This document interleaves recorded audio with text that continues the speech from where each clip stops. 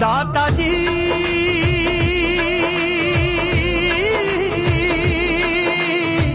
मेहर करो।